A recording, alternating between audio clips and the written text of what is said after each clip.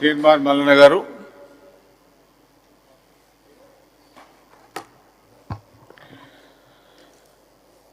నమస్కారం sir. Governor గారికి ధన్యవాదాలు తెలిపేటువంటి తీర్మానంలో మాట్లాడే అవకాశం కల్పించినందుకు సార్ నిన్న గవర్నర్ గారు మాట్లాడినటువంటి ప్రసంగంలో మొదటి పేజీలో చాలా అద్భుతమైనటువంటి వర్డ్, ప్రభుత్వం కేవలం పరిపాలన మాత్రమే కాకుండా ఒక భవిష్యత్తును రూపొందిస్తున్నది అనేటువంటి పాయింట్ను పెట్టినారు సార్. సో ఈ భవిష్యత్తును రూపొందించే కార్యక్రమాలు ఏమున్నాయి అనేటువంటి విషయాలు చర్చించుకోవాల్సినటువంటి అవసరం ఉంది సార్. అలాగే ఈ కార్యక్రమం ఇందులో భాగంగా సార్ గవర్నర్ గారి స్పీచ్లో భాగంగా ఒకసారి చూస్తే సార్ ఇక్కడ క్లియర్గా $3 ట్రిలియన్ ఎకానమీకి సంబంధించినటువంటి అంశం గురించి గవర్నర్ గారి ప్రసంగం నుంచి ప్రభుత్వం చెప్పించింది సార్. $3 ట్రిలియన్ ఎకానమీ అంటే సార్ చైనాను దాటాలి సార్. మనం చైనా గ్రోత్ రేటును దాటాలి. ఇది ఇంపాసిబుల్ సార్. ఎందుకు ఇంపాసిబుల్ అంటే సార్ కేవలం నోటి మాటలు కాదు సార్, లెక్కలతో చూసుకుంటే సార్ ఏడాదికి 14% గ్రోత్ రేట్ అవసరం సార్. ఇది ప్రపంచంలో ఇప్పటి వరకు జరగలేదు సార్. ఒకవేళ జరిగితే వరల్డ్ రికార్డే సార్. ఇక $3 ట్రిలియన్ కావాలంటే సార్ కనీసం 1 ట్రిలియన్ పెట్టుబడి కావాలి సార్. అంటే సుమారు 80 నుంచి 85 లక్షల కోట్ల రూపాయల పెట్టుబడి కావాలి సార్. 7 లక్షల కోట్ల అప్పులు ఉన్నాయి సార్, ఇంకా అంతకంటే ఎక్కువ ఉన్నాయి. 40-45 వేల కోట్ల రూపాయల వడ్డీలు కడుతున్నాం సార్. మనం రోజు రొక్కం బలాదూరు కథ మనది. ఇవాళ తెచ్చుకుంటే తప్ప ఇవాళ మళ్ళా పూటకు వెళ్ళినటువంటి పరిస్థితి. మనం $3 ట్రిలియన్ ఎకానమీ గురించి మాట్లాడుకుంటున్నాం సార్. ఆశపడడం తప్పు కాదు సార్, ఎవరికైనా విజన్ ఉండాలి సార్. కానీ ఈ ప్రసంగంలో ఎట్లుందంటే సార్ ప్రభుత్వ వాదన జూట్ బోల్తే హీ విజన్ బడావునా చాయి అన్నట్టుంది. కథ అట్లా కనిపిస్తూ ఉంది సార్. జిఎస్డిపిలో కూడా సార్ జిఎస్డిపిలో 50% హైదరాబాద్ నుంచి ఉంది సార్. ఇప్పుడు హైదరాబాద్ నుంచి 50% సార్. చాలా గమ్మత్తి విషయం సార్. క్యూరు ఇంకో రేరు అని ఇవి పెట్టినారు కదా సార్. ఇక్కడ ఈ హైదరాబాద్ క్యూర్లు రేర్లు అన్ని కలుపుకుంటే కూడా సరిపోదు సార్. ఈ 3 ట్రిలియన్ ఎకానమీకి సైజు పెరగాలి సార్. అది చాలా 3 ట్రిలియన్ ఎకానమీ అంటే సార్ 1.5 కోట్ల ఉద్యోగాల సృష్టి సార్. అలాగే 3 ట్రిలియన్ ఎకానమీ కావాలంటే సార్ ప్రస్తుతం ఉన్న జిఎస్డిపి 17 లక్షల కోట్లు ఉంది సార్. మనది 250 లక్షల కోట్లు కావాలి సార్. అంటే ఇప్పుడున్న దానికంటే 233 లక్షల కోట్లు ఎకానమీ పెరగాల్సి ఉంటుంది సార్ 22 ఏళ్లలో. అది కూడా సార్ 3 ట్రిలియన్ ఎకానమీ కావాలంటే సార్ ఇప్పుడున్న ఐటీ సెక్టార్ ఏదైతే ఉందో సార్ 3 టైమ్స్ కావాలి సార్ ఎక్కువ. అలాగే మ్యానుఫ్యాక్చరింగ్ రంగం 5 రెట్లు పెరగాలి సార్. ఫార్మా రంగం 4 రెట్లు పెరగాలి సార్. అగ్రికల్చర్ డబుల్ కావాలి సార్. ఎక్స్పోర్ట్స్ 6 రెట్లు పెరగాలి సార్. ఇది అయితే మనం అనుకున్నటువంటి $3 ట్రిలియన్ ఎకానమీ సాధ్యపడుతుంది సార్. గవర్నర్ గారి ప్రసంగంలో ప్రభుత్వం దగ్గర ఇట్లాంటి రోడ్ మ్యాప్ ఏమైనా ఉందేమో తెలియదు కానీ చెప్పలేదు ఆ మాట. కానీ ఒకవేళ అది కావాలంటే మాత్రం ఇది కావాలి సార్. సార్ తెలంగాణ రెవెన్యూ ఇప్పుడు 1.5 లక్షల కోట్లు సార్ రెవెన్యూ, అప్పులు అవి కాకుండా. ఒకవేళ $3 ట్రిలియన్ ఎకానమీ కావాలంటే రెవెన్యూ 15 లక్షల కోట్లు కావాలి సార్ ప్రతి ఏడాది. సార్ ఇక ఈ గవర్నర్ గారి ప్రసంగంలో అసలు ఈ $3 ట్రిలియన్ సంబంధించినటువంటి పెట్టుబడులు ఎంత, ఉపాధి ఎంత, పరిశ్రమలు ఎంత, అప్పులు ఎలా తగ్గిస్తారు, వీటిపైన క్లారిటీ లేదు సార్ గవర్నర్ గారి ప్రసంగంలో. ముందు ఈ ప్రశ్నలకు రాష్ట్ర ప్రభుత్వం కొంత సమాధానం చెప్పాల్సినటువంటి అవసరం ఉంటుంది సార్. సార్ ఇక పట్టణ జనాభా సార్ ప్రస్తుతం పట్టణ జనాభా 46.8% ఉంది సార్. రాబోయే రోజుల్లో అది 5 ఏళ్లలో 53.8% పెరుగుతుందని చెప్పి అంటున్నారు సార్. మరి జనాభా పెరుగుతూ ఉంది సార్. జనాభా పెరుగుతూ ఉంటే పట్టణాలు కూడా విస్తరించాల్సినటువంటి అవసరం ఉంటుంది. ప్రజలకు సౌకర్యాలు పెంచాల్సినటువంటి అవసరం ఉంటుంది. మౌలిక వసతులు, విద్యా వసతులు, జీవన ప్రమాణాలకు సంబంధించిన అన్ని రకాలుగా వసతులు పెరగాలి సార్. మరి దానికి సంబంధించినటువంటి ప్రణాళిక గవర్నర్ గారి ప్రసంగంలో పూర్తి స్థాయిలో లేదు సార్. అయితే ఇక్కడ ఔటర్ రింగ్ రోడ్ లోపల ఉన్నటువంటి విభాగం అంతా సేవల రంగం, ఇందులో ఉన్నటువంటి పరిశ్రమలన్నీ ఔటర్ రింగ్ రోడ్ అవతలకంట. ఎందుకయ్యా అంటే ఇక్కడ కాలుష్యం పెరిగిపోతుంది, ప్రజలకు ఇబ్బంది అవుతుంది. ఔటర్ రింగ్ రోడ్ అవతల ప్రజలు లేరా సార్? ఔటర్ రింగ్ రోడ్ అవతల కూడా ప్రజలు ఉన్నారు కదా. మరి ఈ పెంట అంతా ఎత్తుకొచ్చి మాత్రాన పోస్తారా సార్? ఇంకా కొన్ని విషయాలు సార్. ఇక హైడ్రా గురించి మనం 12వ పాయింట్గా మాట్లాడుకున్నాం సార్ గవర్నర్ గారి ప్రసంగంలో. హైడ్రా వచ్చిన తర్వాత కొన్ని చెరువులు కబ్జా నుంచి విడిపించినారు, చాలా వాటిని రక్షించినారు అని చెప్పిండ్రు సార్. వాస్తవం కూడా సార్, వాస్తవం కూడా. కొన్ని చెరువులు బాగుపడ్డ మాట వాస్తవం, కబ్జాల చెర నుంచి విడిపించిన మాట వాస్తవం సార్. కానీ హైడ్రా మీద హైకోర్టులో 700 కేసులు ఉన్నాయి సార్. ఇప్పుడు హైడ్రా కమిషనర్ గారి మీద హైకోర్టు కంటెంప్ట్ కేసులు 31 ఉన్నాయి సార్ ఈ రోజుకి.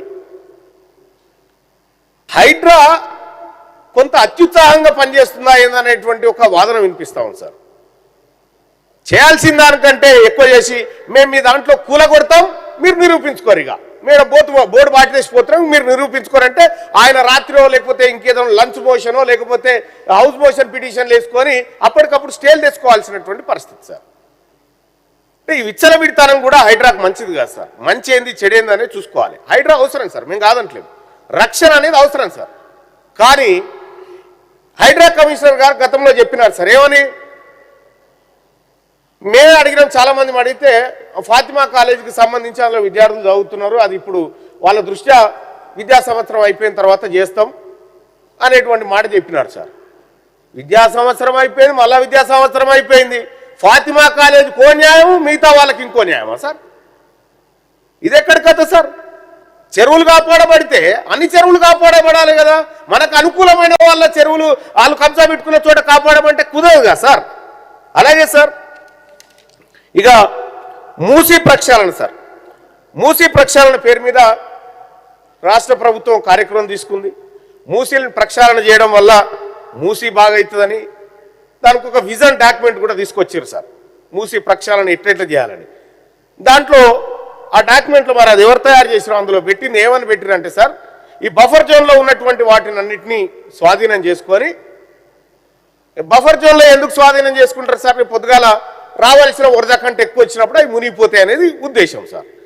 అవి తీసుకొనట ఆడ ఏం కట్టిస్తారట సార్ అంటే హంపీ థియేటర్స్, పార్కులు, ప్లాజాలు కడతారట సార్. ఇవి మునిగాయా సార్? ఇల్లు మునుగుతాయి కానీ ఇవి మునిగాయా? ఇవి కూడా మునుగుతాయి కదా సార్. మరి ఇక సార్ దానికి డిపిఆర్ అయితే ఇప్పటి వరకు నేను చూడలేదు సార్.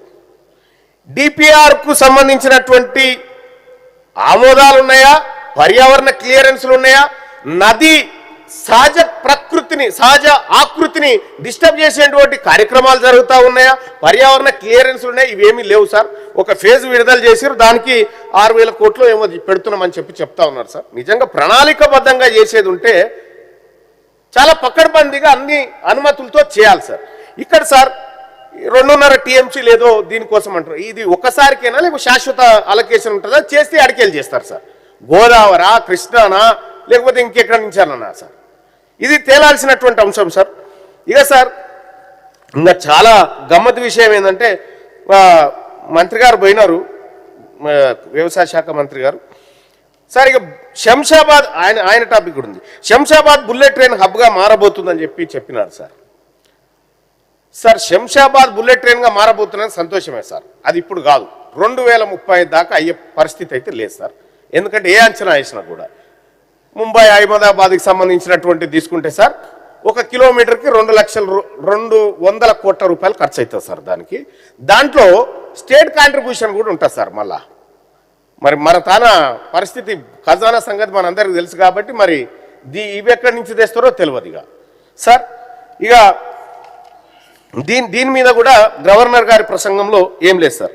సార్ ఇక గమ్మత్ విషయం ఏంటంటే సార్, గవర్నర్ గారి ప్రసంగంలో 26వ పేజీ సార్, 26వ పేజీలో సార్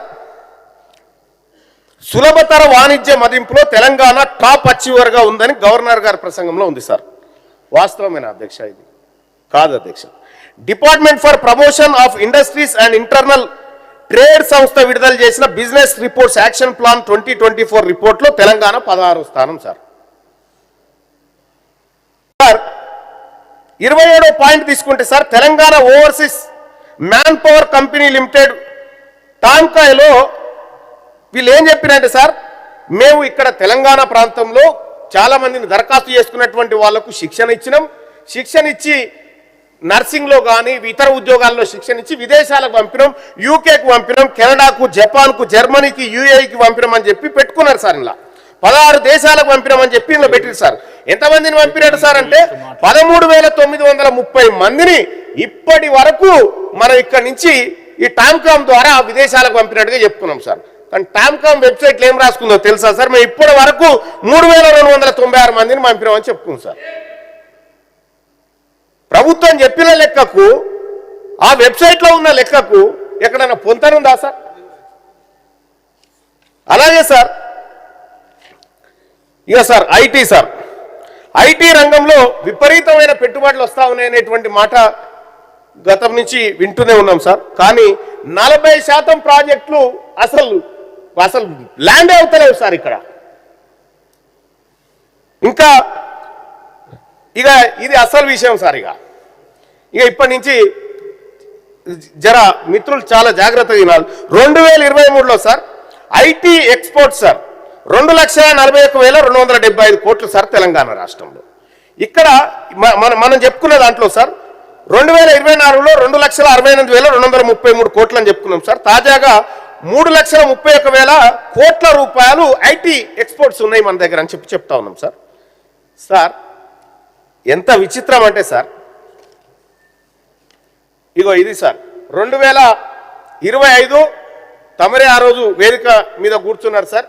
గవర్నర్ గారి ప్రసంగం సార్, ఇది జిష్ణుదేవ్ వర్మ గారి ప్రసంగం సార్ 2025 సార్. 2025 ప్రసంగంలో సార్ ఇక్కడ ఇందులో ఏం చెప్పిందంటే సార్, దీంతో పాటు ఇగో సార్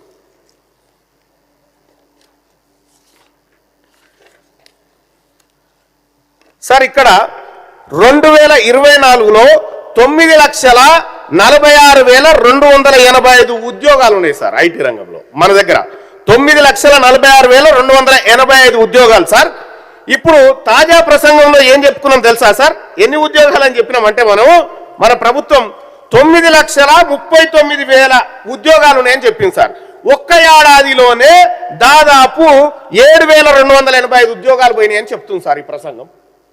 ఐటీ రంగంలో 7,285 ఉద్యోగాలు పోయినాయి ఒక ఏడాదిలోని గవర్నర్ గారి ప్రసంగం ద్వారా తెలుస్తా ఉంది సార్.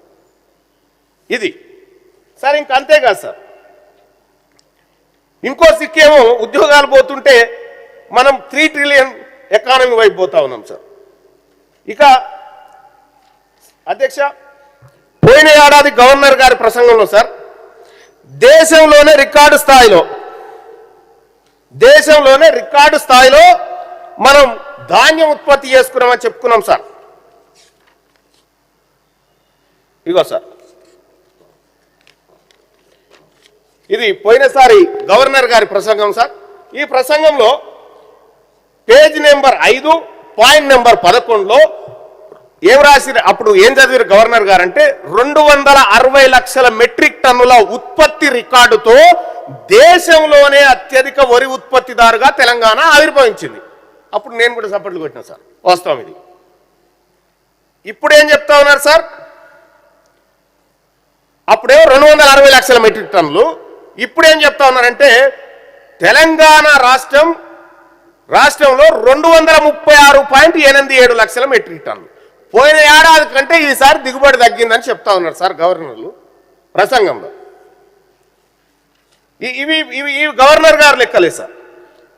అధ్యక్ష, పోయినసారి కంటే ఈసారి దిగుబడి 23.13 లక్షల మెట్రిక్ టన్నులు తగ్గింది అని గవర్నర్ గారి ప్రసంగం ద్వారా బయటపడ్డారు సార్. ఇగో ఇవన్నీ బయట పెట్టినందుకు గవర్నర్ గారికి ధన్యవాదాలు తెలియజేయాలి సార్ ఈ విషయంలో. సార్ ఇంకొకటి సార్, తెలంగాణ రాష్ట్రంలో చాలా విచిత్రమైనటువంటి విషయం సార్. తెలంగాణ రాష్ట్ర జిఎస్డిపి 17.82 లక్షల రూపాయలని చెప్పారు సార్. దీంట్లోనే సార్ పర్ క్యాపిటల్ ఇన్కమ్ 4,18,931 రూపాయలు పర్ క్యాపిటల్ అని చెప్పారు సార్. ఇది కేవలం అంకెలు చెప్పడం కాదు సార్. తెలంగాణ రాష్ట్రంలో ఈ ప్రభుత్వము 2025లో చేపట్టినటువంటి కులగణన రిపోర్టు తప్పు అని చెప్తా ఉంది సార్ ఈ సంఖ్యలు. సార్ ఇక్కడ 17,82,000 divided by per capital income 4,18,931 వేస్తే సార్ టోటల్ జనాభా ఇది వేస్తే 4,25,00,000 మంది జనాభా వస్తుంది సార్ మన దగ్గర. మరి మన ప్రభుత్వం ఏమో 3,74,00,000 మంది ఉన్నారని ప్రభుత్వం చెప్పారు. మరి ఈ 50 లక్షల మంది ఆడికెళ్ళి వచ్చిరో తెలియదు సార్. ఇక ఈ ప్రభుత్వం చెప్పిన లెక్కలు సార్. సార్ ఇక ఇంకొకటి సార్, 2025 గవర్నర్ గారి ప్రసంగంలో సార్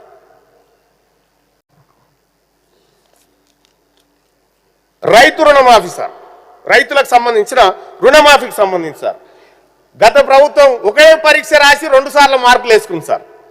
2025 ప్రసంగంలో సేమ్ అంకెలు సేమ్ లెక్క, 2026 ప్రసంగంలో సేమ్ అంకెలు సేమ్ లెక్క సార్. మరి ఇప్పుడు కొత్తగా రైతాంగం తీసుకున్నటువంటి అప్పుల గురించి గవర్నర్ గారి ప్రసంగంలో లేదు సార్. వాటిని మాఫీ చేస్తారా చేయరా అనేటువంటి విషయం అందులో కనిపించట్లేదు సార్. ఏ సార్ ఇక అవే సార్ కొద్దిగా సమయం పడుతుంది సార్. అయితే గత గవర్నర్ గారి ప్రసంగంలో సార్ పాయింట్ నెంబర్ 14లో ఇందిరమ్మ ఆత్మీయ భరోసా అని పథకం పెట్టి భూమి లేని పేదలకు ఏడాదికి 12,000 ఇస్తామని చెప్పారు సార్. పథకాన్ని ప్రారంభించిన ఏడాదిలోనే సార్ ఎక్కడ ఒక్కరికి కూడా లబ్ధిదారునికి ఇవ్వకుండా భూమి లేని పేదలకు ఒక్కరికి అనా పైసా ఇవ్వలేదు సార్. ఇప్పటికీ ఇందిరమ్మ ఆత్మీయ భరోసాను పథకం ప్రారంభించి జీవ సమాజ్ చేశారు సార్. సార్ ఇక 2025 నాటి గవర్నర్ ప్రసంగంలో సార్ ఇవే అంకెలు చెప్పారు, ఇదే కథ ఇదే స్టోరీ సార్. సార్ ఇక్కడ తెలంగాణలో రేషన్ కార్డుల కథ సార్ చాలా విచిత్రమైనటువంటి లెక్కలు సార్. తెలంగాణలో రేషన్ బియ్యం సరఫరా కాని ఇండ్లు 4.7% సార్. చాలా విచిత్రంగా ఉంటుంది ఇది. 95.3% ఇళ్లకు రేషన్ బియ్యం పోతున్నాయి సార్. 95.3% మంది ప్రజలు కంట్రోల్ బియ్యం మీద బతుకుతా ఉన్నారు సార్ మన తన. మరి దేశం ముందుకు పోతుందా వెనక్కి పోతుందా తెలియదు సార్. సార్ ఇక్కడ 2015లో సార్ 2015లో 87.57 లక్షల రేషన్ కార్డులు ఉన్నాయి సార్. 2026 వచ్చేసరికి 1,05,00,000కు చేరినాయి సార్ రేషన్ కార్డులు. 1,05,00,000కు చేరినాయి అంటే తెలంగాణ రాష్ట్రంలో 2015లో 2.86 కోట్ల మంది రేషన్ బియ్యం తిన్నారు సార్. ఇప్పుడు సార్ 3,38,00,000 మంది తింటా ఉన్నారు సార్. 3,38,00,000 మంది రేషన్ బియ్యం తింటా ఉన్నారు సార్. ప్రత్యేక రాష్ట్రం ఏర్పడి 52 లక్షల మందిని పేదవాళ్ళుగా తయారు చేసినామని ఆ ప్రభుత్వం ఈ ప్రభుత్వం కలిపి చెప్తా ఉన్నాయి సార్. విచిత్రమైందంటే సార్ తెలంగాణ మొత్తం జనాభా సర్కార్ లెక్కల ప్రకారం 3,54,77,554 సార్. రేషన్ బియ్యం తింటున్న వాళ్ళు 3,38,00,000 అని చెప్పి గవర్నర్ గారి ప్రసంగంలో పెట్టింది సార్. ఇక మిగిలింది 16 లక్షల మందే సార్. మిగిలింది 16 లక్షల మందే సార్. వాళ్ళేం పాపం చేసిరు సార్, వాళ్ళకు కూడా ఇచ్చేస్తే సంపూర్ణ రేషన్ కార్డుల తెలంగాణ, సంపూర్ణ పేదరిక తెలంగాణగా మనం సమర్పించుకోవచ్చు సార్. సార్ ఈ లెక్కలన్నీ సరిపో అధ్యక్ష, మనం రాష్ట్రం పేదరికం వైపు ఎట్లా బుల్లెట్ ట్రైన్ అంత వేగంగా దూసుకుపోతున్న సంగతి. సార్ ఇక 43వ పాయింట్ చూస్తే సార్ 4.5 లక్షల ఇండ్లు నిర్మిస్తామని చెప్పారు సార్. ఇందిరమ్మ ఇల్లు 1,25,464 ఇండ్లను కనీసం పునాది కూడా తీయలేదు సార్. ఇంకా కనీసం పునాది తీయలే. ఇందిరమ్మ ఇళ్లకు పునాది కూడా తీయలే. 22,500 కోట్ల రూపాయలు ఖర్చు చేస్తామని చెప్పి 5,073 కోట్ల రూపాయలు విడుదల చేసిరు సార్. ఇంకా 17,427 కోట్ల రూపాయలు ఖర్చు చేయాలి సార్. నెలాఖరు అయిపోయింది సార్, ఆర్థిక సంవత్సరం అయిపోయింది. మరి ఇప్పుడు కొత్తగా పెట్టుకునే టార్గెట్ ఏంది? కొత్త టార్గెట్లో పాతవి కలుపుతారా? ఇప్పుడు వచ్చేటువంటి బడ్జెట్లో పాత పైసలు కొత్త పైసలు కలిపి ఇందిరమ్మ ఇండ్లు ఇంకా శరవేగంగా చేస్తారా లేదా అనేది కూడా గవర్నర్ గారి ప్రసంగంలో ఉండాల్సింది అధ్యక్ష. మహాత్మా గాంధీ ఉపాధి హామీ పథకం గురించి 44వ దాంట్లో పెట్టుకున్నారు సార్. మహాత్మా గాంధీ జాతీయ గ్రామీణ ఉపాధి హామీ పథకం ద్వారా 6.52 కోట్ల పని దినాల ఉపాధిని కల్పించినామని చెప్పి గవర్నర్ గారి ప్రసంగంలో ఉంది సార్. సార్ ఇది ఎంత బాధాకరం అంటే సార్, ఇగో ఇది sir Telangana socio economic outlook 2024 sir, page number 149 sir. ఇది ఇందులో the MGNREG scheme provided wage employees to 40.62 lakh seekers generating 12.09 crore persons day. 12.9 లక్షల పని దినాలను కల్పించడం అని చెప్పి 2024లో ప్రభుత్వం సోషియో ఎకనామిక్ అవుట్లుక్ లో పెట్టింది సార్. ఇదే ప్రభుత్వం sir 2025 Telangana socio economic outlook లో ఏం పెట్టింది సార్? 10,70 లక్షల పని దినాలను కల్పించమని చెప్పి పెట్టింది సార్. 2004లో 12 కోట్ల పని దినాలు, 2005లో 10 కోట్ల పని దినాలు. తాజాగా సార్ ఇందులో గవర్నర్ గారి ప్రసంగంలో పెట్టింది సార్ 6.52 కోట్ల పని దినాలంటే సార్ 5,57 లక్షల పని దినాలను పేదవాళ్ళకు దూరం చేసింది సార్ ఈ ప్రసంగం ద్వారా. ఈ ప్రసంగంలో కనిపిస్తా ఉంది సార్ క్లియర్గా. నేను కొత్తగా చెప్తుంది కూడా కాదు సార్. అంటే ఈ ప్రభుత్వం NREGS స్కీమ్ ఏదైతే ఉందో దాంట్లో పేదవాళ్లను ఆ పథకానికి దూరం చేస్తున్నట్టుగా కనిపిస్తా ఉంది. దానికి కారణాలు వేరే కావచ్చు సార్. కేంద్ర ప్రభుత్వం స్కీమ్ల పేర్లు మార్చి వాటాలు మొత్తం మీరే చూసుకోవాలనేటువంటిది ఇవి కావచ్చు, నేను కాదంటలేను సార్. కానీ పేదవాళ్ళకు మాత్రం ఈ పని దూరం అయిపోతా ఉంది సార్. ఒకప్పుడు కరువు పనిగా చెప్పుకుంటున్నటువంటి ఈ పనికి అసలు ఈ కరువు పనే కరువులో పడ్డది సార్. సార్ ఇంకా కంక్లూడ్ చేయండి. చేస్తాను సార్. ఇంకా సార్ ఇక 46వ పాయింట్ చూసుకుంటే సార్ మహిళలకు ఉచిత బస్సు ప్రయాణం సార్ విషయంలో రాష్ట్ర ప్రభుత్వం చాలా ఉచిత ప్రయాణాలు చేసిందని ఇవాళ పుద్ర కూడా రాష్ట్ర ప్రభుత్వం చెప్పింది సార్. ఓకే సార్, కాదంటలేం, మంచి కార్యక్రమం చేయాలి. ఈ స్కీమ్ ఎల్లకాలం బతకాలి.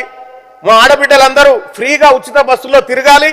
దానికి రాష్ట్ర ప్రభుత్వం చేసినటువంటి కృషికి రాష్ట్ర ప్రభుత్వానికి ధన్యవాదాలు తెలియజేస్తా ఉన్నాం సార్. సేమ్ టైం ఆర్టీసీ బతికితే ఇది జరుగుతుంది సార్. ఆర్టీసీ బతికితే ఇది జరుగుతుంది. సరే, ఇన్ని కోట్లకు సంబంధించిన 9,222 కోట్ల బస్సు కిరాయిలు ఆదా చేసినామని మనం ఇందులో చెప్పుకున్నాం సార్. మరి ఇంతవన్న డబ్బు ఆర్టీసీకి ముట్టిందా లేదా అనేది మాత్రం ఇందులో చెప్పలేదు సార్. ఈ ఆర్టీసీకి ఇప్పటికే మనం అనేకమైనటువంటి వాగ్దానాలు ఇచ్చినాం సార్. ఇది బతకాలంటే సార్ ఇది ప్రభుత్వంలో విలీనం చేయాల్సినటువంటి అవసరం ఉండే ఆర్టీసీని. అలాగే ఇంప్లిమెంటేషన్ ఆఫ్ 2 పెండింగ్ PRCs ఉన్నాయి సార్, అవి చేయాల్సి ఉండే. పేమెంట్స్ పెండింగ్ డ్యూస్ ఉన్నాయి, అన్కండిషనల్ జాబ్ సెక్యూరిటీ, ఇట్లా అనేకమైనటువంటి డిమాండ్లు అక్కడ వస్తూ ఉన్నాయి సార్. ఇక ఆర్టీసీలో సంఘం లేదు. ఇప్పుడు ఆర్టీసీలో సంఘాలు లేవు, ఏమీ లేవు సార్. వాటిని దిగ్విజయంగా ఖతం చేసింది గత గవర్నమెంట్. ఇప్పుడు ఎంప్లాయీ కస్టమర్స్ ఎవరికి చెప్పుకోవాలో చెప్పే పరిస్థితి లేదు, అగమ్య గోచరంగా ఉంది. ఆర్టీసీని తెలంగాణ రాష్ట్ర ప్రభుత్వంలోకి విలీనం చేసుకునేటువంటి ప్రక్రియను చేపడతారా లేదా అనేటువంటి అంశం గవర్నర్ గారి ప్రసంగంలో స్పష్టత లేదు. గత ప్రభుత్వం చేయలే, ఓకే, మనం చేస్తామని చెప్పినాం, అది చేస్తామా లేదా అనేది కూడా ఇక్కడ చెప్పాల్సినటువంటి అవసరం ఉంది సార్. సార్ ఇక్కడ ఆర్టీసీ అప్పులు 10,000 కోట్ల దాకా ఉన్నాయి సార్. గత ప్రభుత్వమైనా ఈ ప్రభుత్వమైనా ఏ ప్రభుత్వమైనా ఉచితంగా రవాణా పాసులు ఇస్తుంది, వాటి సబ్సిడీలు చెల్లించదు వాటికి. ఇవాళ ఆర్టీసీ ఇన్ని నష్టాలకు చెందడానికి కారణం కూడా ప్రభుత్వాల వ్యవహారమే సార్. మరి ఇప్పుడు మన ఈ మహాలక్ష్మి స్కీమ్ ద్వారా ఉచిత ప్రయాణాలు చేయిస్తా ఉన్నాం. ఈ చేయించినటువంటి సందర్భంలో దానికి ఏంటంటే బర్రెకు పాలు పిండుడు కరెక్టే ఉంది, కానీ గడ్డి వేయకపోతే బర్రె చచ్చిపోతుంది సార్. ఇప్పుడు పాలు పిండుతా ఉన్నది ప్రభుత్వం, మరి ఆ బర్రెకు గడ్డేయాల్సినటువంటి అవసరం ఉంది సార్. నేను ఉదాహరణ మాత్రమే చెప్తా ఉన్నా సార్. ఇక 2025లో సార్ గ్యాస్ సబ్సిడీ కింద 500కే గ్యాస్ సిలిండర్ అని చెప్పినాం సార్ పోయిన ఏడాది. సార్ 2024లో 43 లక్షల కుటుంబాలకు సార్ 43 లక్షల కుటుంబాలకు అని గవర్నర్ గారి ప్రసంగంలో సార్ ఎప్పుడు 2025లో. ఇప్పుడు తాజాగా 2026 నాటికి దాదాపు సార్ 10,000 కుటుంబాలు తగ్గిపోయినాయి సార్, లబ్ధిదారుల కుటుంబాలు. ఈ ప్రసంగంలో 10,000 కుటుంబాలు తగ్గిపోయినాయి. అంటే స్కీమ్లో అర్హులు ఎందుకు తగ్గిపోయారో అర్థం కాలేదు సార్. సార్ ఇక కంక్లూడ్ చేయండి సార్. చేస్తున్నా సార్. 1 కోటి మంది మహిళలను కోటీశ్వరులను చేస్తామని చెప్పని అనుకుంటున్నాం సార్. ఒక వయసు సార్ 18 సంవత్సరాల నుంచి 50 సంవత్సరాల వరకు మనం జరగబట్టినా 1 కోటి మంది వెళ్ళారు సార్. అమ్మమ్మలను తాతమ్మలను కోటీశ్వరులను చేస్తున్నైతే కుదరదు సార్.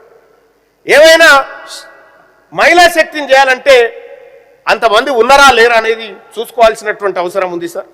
ఇక సార్ ఇంకా గమ్మత్ విషయం, తెలంగాణ రాష్ట్ర ప్రభుత్వం చాలా కాలం నుంచి కూడా అనేకమైనటువంటి విషయాల్లో సార్ దివ్యాంగుల కోసం సార్ గత ప్రభుత్వం చేసిన మోసమే కనిపిస్తా ఉంది సార్.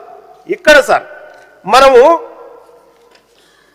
ఈ ప్రభుత్వాలు చేసినటువంటి సార్ ఇది కంట్రోలర్ అండ్ ఆడిటర్ జనరల్ నివేదిక సార్. ఇది సార్ ఇందులో తెలంగాణ రాష్ట్ర ప్రభుత్వం గత ప్రభుత్వం ప్లస్ ఇప్పుడు కూడా సార్ కొనసాగుతా ఉంది. అది ఆడబిడ్డలు సార్ హై స్కూళ్ళల్లో చదివేటువంటి ఆడబిడ్డలకు శానిటరీ ప్యాడ్స్ ఇస్తారు సార్. శానిటరీ ప్యాడ్స్ ఉంటాయి కదా సార్, ఆ శానిటరీ ప్యాడ్లకు సంబంధించినటువంటి డబ్బు సార్, ఆ డబ్బును ఖర్చు పెట్టకుండా వాపసు తీసుకున్నారు సార్ వాళ్ళు వీళ్ళు కలిసి. శానిటరీ ప్యాడ్ల డబ్బు సార్ 44 కోట్ల రూపాయల శానిటరీ ప్యాడ్ల డబ్బు సార్, దాన్ని ఖర్చు పెట్టకుండా వాపసు తీసుకున్నారంటే ఎంత దుర్మార్గం సార్ ఇది. బాత్రూంల డబ్బు సార్, సార్ ఇగో బాత్రూంల డబ్బు సార్, పిల్లలకు స్కూళ్ళల్లో బాత్రూంలు కట్టిమని చెప్పి డబ్బు వస్తే సార్ ఆ డబ్బులు కూడా సార్ ఇగో సార్ ఇది కంట్రోలర్ అండ్ ఆడిటర్ జనరల్ లెక్కలు సార్. ఇది బాలికల మరుగుదొడ్ల నిర్మాణం సార్, ఈ పథకం కింద మరుగుదొడ్లకు బడ్జెట్లో కేటాయిస్తే సార్ 1 కోటి రూపాయలు కేటాయిస్తే 95 లక్షలు వాపసు తీసుకొని పోయారు సార్ గతంలో. సార్ ఇప్పుడు కూడా అది కొనసాగుతాం సార్. స్కూళ్ళల్లో బాత్రూంల పైసలు, ఆడబిడ్డల శానిటరీ ప్యాడ్ల పైసలు, ఇగో సార్ బీడీ కార్మికుల పెన్షన్ పైసలు, ఆఖరికి సార్ దేవుళ్ళ పైసలు కూడా ఖతం అయిపోయినాయి సార్. ఈ 4 లెక్కలు ఇందులో నా ఒక్క లెక్క లేదు, ఒక అక్షరం లేదు సార్. ఇది కాగు లెక్కలు ఇవన్నీ సార్. దేవుళ్ళ కోసం 2014-15లో 26 కోట్లు ఖర్చు పెడతామని చెప్పి 13 కోట్లు పెట్టారు సార్. మొత్తం ఇప్పటి వరకు చూసుకుంటే సార్ 132 కోట్ల రూపాయలు దేవుళ్ళ సొమ్ము కూడా వాపసు పోయింది సార్. సార్ ఇంకా చాలా భయంకరమైనటువంటి వాస్తవం ఏంటంటే సార్ ఈ సభ ఆమోదం లేకుండా నిధులు ఖర్చు కావడానికి వీల్లేదు సార్. నిధులు ఖర్చు కావడానికి వీల్లేదు. కానీ 1 లక్ష కోట్ల రూపాయలు ఈ సభకు తెలవకుండా ఖర్చు అయినాయి సార్. 1 లక్ష కోట్ల రూపాయలు ఈ సభకు తెలవకుండా ఖర్చు అయినాయి. దాని మీద ఎంక్వైరీ జరగాలి సార్. నేను దానికి సంబంధించినటువంటి ఆధారాలు ఇస్తాను సార్. సార్ ఇంకా కంక్లూడ్ చేయండి సార్. కంక్లూడ్ చేస్తాను సార్. ఇక్కడ సార్ హ్యాండిక్యాప్ సార్ వాళ్ళ సంక్షేమం గురించి మాట్లాడాల్సినటువంటి అవసరం ఉంది సార్. వాళ్ళ వెల్ఫేర్ కోసం సార్ ఇక్కడ హ్యాండిక్యాప్ పర్సన్స్ ఎవరైతే ఉన్నారో సార్ వాళ్లకు నిధులు కేటాయించి వాపసు తీసుకుపోయినారు సార్. ఎట్లా బతుకుతారు సార్ ఈ పేదోళ్ళంతా? వీళ్ళ కోసం కదా సార్ చేయాల్సింది. ఇగో ఎస్టీల పెన్షన్ డబ్బులు వాపసు తీసుకుపోయారు సార్. ఎస్సీల పెన్షన్ డబ్బులు సార్ ఇగో ఎడ్యుకేషన్ డిపార్ట్మెంట్ కి ఎండోమెంట్ కి సంబంధించి ఒక్కటి కాదు సార్. ఈ ప్రభుత్వం ఇక్కడ మనం మాట్లాడుకుంటున్నాం సార్, ఇవన్నీ సత్యదూరాలన్న మాట వాస్తవం సార్. ఈ లెక్కలు, ఈ బడ్జెట్ లెక్కలు, ఈ ప్రసంగాలు ఇవన్నీ కూడా 100కు 100% ఈ లెక్కలకు వాస్తవాలకు పొంతన లేదు సార్. ప్రతిసారి వాళ్ళు చేసిన తప్పును వీళ్ళు కప్పిపుచ్చుకోవడం కోసం ఇంకో మట్టి కప్పడం తప్ప ఇంకొకటి అంతకంటే ఎక్కువ ఏం లేదు సార్. సార్ ఇక్కడ ఇదే తెలంగాణ రాష్ట్రంలో సార్ దివ్యాంగుల పరిస్థితి ఇట్లా ఉంటే సార్ యంగ్ ఇండియా స్కూల్ అని చెప్పి పెట్టాం సార్. పెట్టండి సార్, తప్పదు. ఇంటిగ్రేటెడ్ స్కూల్స్ అని పెట్టాం సార్. చాలా కీలకమైన సార్, దయచేసి సభ వినాలి సార్ ఇది. ఎందుకంటే 119 స్కూళ్ళు పెట్టుకుంటా ఉన్నాం సార్, 200 కోట్లు పెడతా ఉన్నాం సార్. సార్ ఇప్పుడు మీ కన్నీళ్ళు వస్తాయి సార్ ఈ మాట చెప్తే. గురుకులాలలో, కేజీబీవీలలో అక్కడ ఇక్కడ పిల్లలు చదువుకుంటున్నారు సార్. అనాథ పిల్లలు ఉంటే, తల్లిదండ్రులు లేని పిల్లలు ఉంటే మేము కూడా అక్కడక్కడ చేర్పిస్తున్నాం సార్.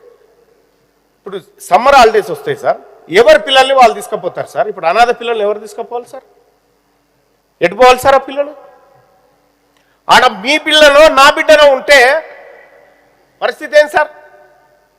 వాళ్ళకి ఇంకా ఏం లేదు సార్ వాళ్ళకి. అందుకోసమే ఇంటిగ్రేటెడ్ స్కూల్స్ అని చెప్పి ఏదైతే రాష్ట్ర ప్రభుత్వం అంటా ఉందో సార్, నువ్వు 120లో 118 కట్టుకో, కానీ ఒక ఇంటిగ్రేటెడ్ స్కూల్ని అనాథ బాలికల కోసం, ఒక ఇంటిగ్రేటెడ్ స్కూల్ని అనాథ బాలుర కోసం పెట్టండి సార్. అది పెట్టి వాళ్ళకు ఖచ్చితంగా సమ్మర్ హాలిడేస్ కాకుండా వాళ్ళు ఆ లోకాన్ని మర్చిపెట్టేట్టు చేయాలి సార్. ఆడ ఈయనే అంకిరెడ్డిపల్లి దగ్గర ఒక స్కూల్ ఉంటుంది సార్. అందరు పిల్లల్ని తల్లిదండ్రులు తీసుకొని పోతూ ఉంటారు సార్. ఓ పిల్లగాడు గేటును పట్టుకొని ఏడుస్తుంటాడు సార్. మరి ఈ సూచన ఒకసారి ప్రభుత్వం పరిశీలించాలి సార్. అలాగే సార్ బడ్జెట్ విషయంలో కూడా సార్, ఇప్పుడు రేపు బడ్జెట్ పెడతా ఉన్నారు సార్.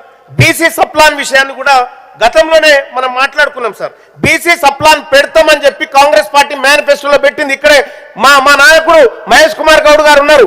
బీసీ సప్లాన్ పెడతారా పెట్టరా? 6 నెలల లోపల పెడతాము అని చెప్పి చెప్పారు. పెడతారా పెట్టరా చెప్పండి. మీరు 40% రిజర్వేషన్ విషయంలో మీ ప్రయత్నం చేసామన్నారు, మేము ఒప్పుకున్నాము, మేము కాదంటలేము. బీసీ సప్లాన్ పెట్టడానికి రాష్ట్ర ప్రభుత్వం ఎక్కడ కూడా గవర్నర్ గారి ప్రసంగంలో లేదు. ఎందుకు లేదు? బీసీలకు ఇచ్చినటువంటి కామారెడ్డి హామీ డిక్లరేషన్లు ఎందుకు కనుమరుగైపోయినాయి గవర్నర్ గారి ప్రసంగం నుంచి? నేను ఈ రాష్ట్ర ప్రభుత్వాన్ని స్పష్టంగా అడుగుతా ఉన్నా సార్. నాకు బీసీల కంటే ప్రభుత్వం ఎక్కువేం కాదు సార్. నేను క్లియర్ గా అడుగుతా ఉన్నా, బీసీ సప్లాన్ విషయంలో మీ ప్రభుత్వం ఏదో ఒకటి చెప్పండి, లేదు అంటే మేము చేయమని చెప్పండి. కానీ మా కోసం 20,000 కోట్ల రూపాయలు ప్రతి ఏడాది ఖర్చు పెడతామని చెప్పినటువంటి ప్రభుత్వం ఒక ఏడాది 9,000 కోట్లు పెట్టి 3,000 కోట్లు ఖర్చు పెట్టలే. మొన్న 11,400 కోట్లు పెట్టి తమరే చూసిరు అధ్యక్ష, 2,500 కోట్లు కూడా ఖర్చు కాలేదు అధ్యక్ష. మరి ఈ ప్రభుత్వం ఆ బీసీల కోసం ఉందా లేదా సార్? గత ప్రభుత్వం లెక్కనే నా మా కథ కూడా. మేము ఎందుకు ఈ ప్రభుత్వాన్ని బీసీలు విశ్వసించాలి సార్? సార్ అలాగే సార్ ఇంకా ఈ ప్రభుత్వం చెప్పినటువంటి ఒకటి సార్ చేస్తాను సార్. నెక్స్ట్ శంకర్ రాజు గారు ప్లీజ్. శంకర్ రాజు గారు